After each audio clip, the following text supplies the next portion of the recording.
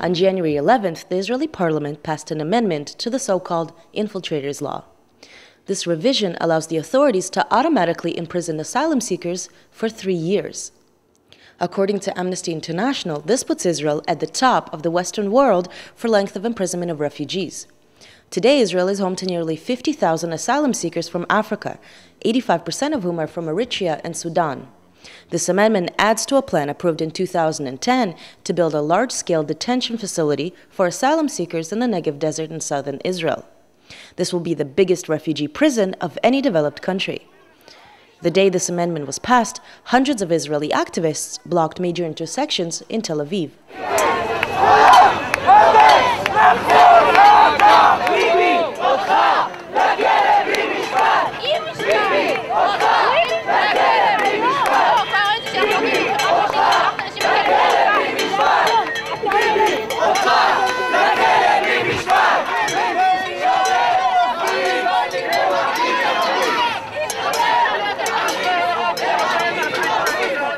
Nick Schlagman is the humanitarian coordinator of ARDC, the African Refugee Development Center in Tel Aviv. The main change that this new law will bring is the amount of time that the government are able to hold people in detention. Until now, the government have difficulty holding people for longer than 60 days in detention. And this meant that their desire to open a large camp in the desert wasn't approved by the finance ministry, because the finance ministry simply stated that you can make a plan to build a camp for 10,000 people, but you don't have the legislation in place to hold 10,000 people at any one time with the numbers who are coming through the border. So the passing of the anti-infiltration law now gives the government the power to hold people for up to 3 years, which now means that the finance ministry are comfortable to allocate funds to the building of this large detention facility in the desert, which they will expect to fill pretty quickly. Yohan Bayu is the founder and executive director of the ARDC. He's himself a refugee from Ethiopia.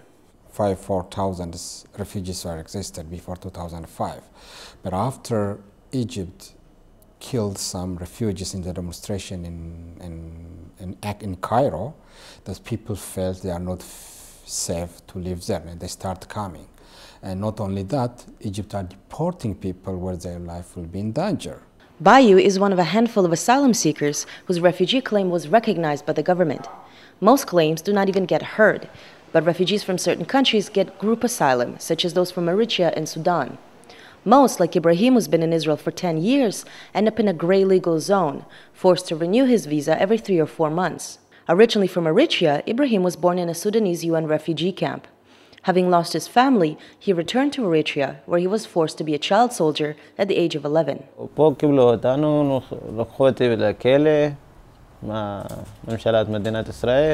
הכנסו אותנו עם פלסטינאים, הייתי בכלא עם פלסטינאים. האום פה לא עוזר בכלל, לא עוזר כלום. והמדינה? המדינה? וואלה, תלכי למשרד הפנים לצאת ויזה, מסתכלים עליך אפילו, אתה לא בני אדם. אנחנו פליטים, אולי אנחנו לא בני אדמים. מסתכלים עליך, מקללים אותך, לך תעוף מפה, מי אתה? לך תחזור למדינה שלך. בני אדם מביא 10 שנים מהחיים שלו, על מה?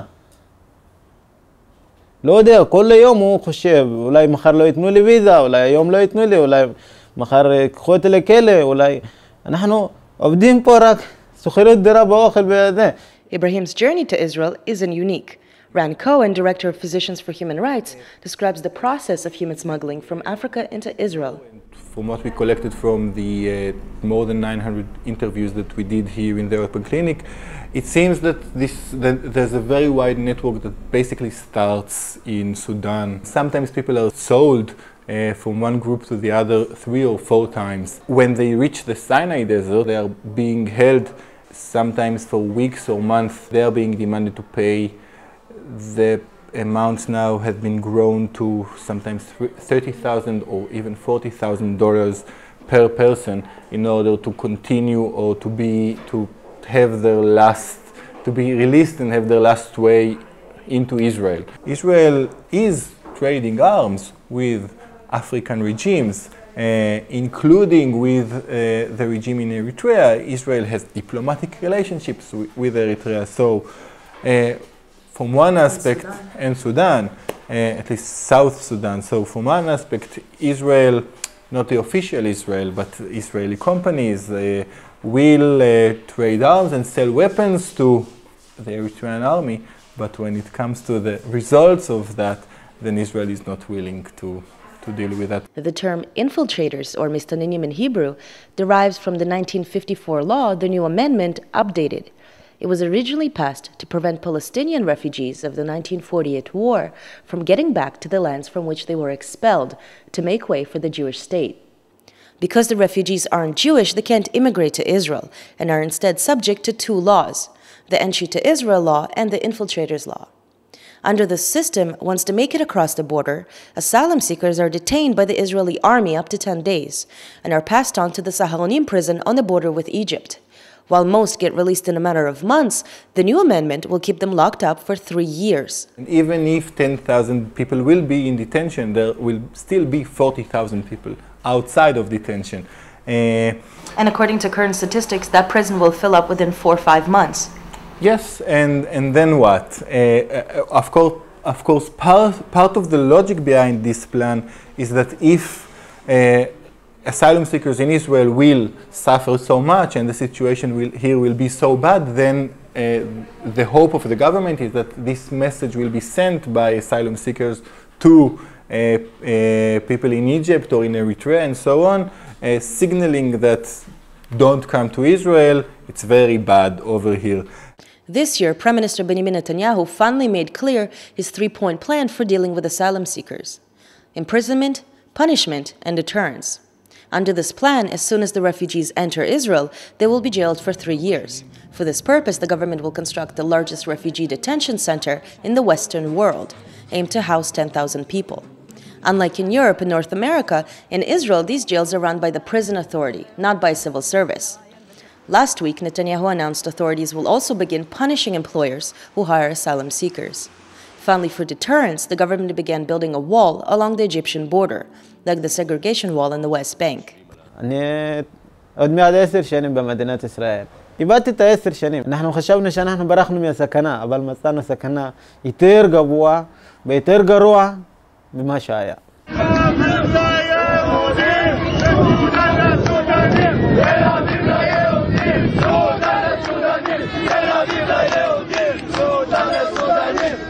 This was echoed by Netanyahu in a speech at the Manufacturers Association conference last year. A stream of refugees threatened to wash away our achievements and harm our existence as a Jewish and democratic state.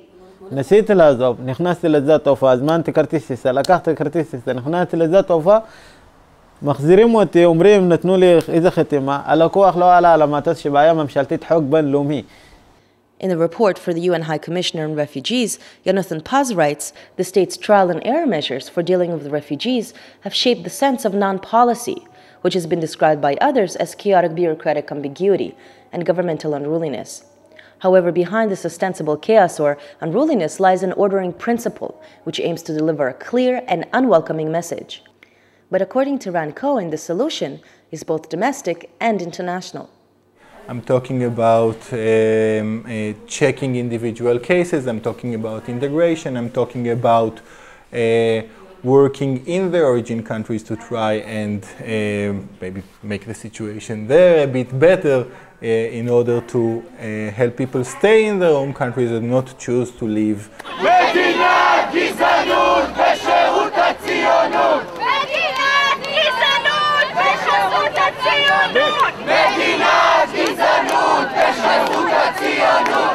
For The Real News, I'm Leah Tarachansky in Tel Aviv.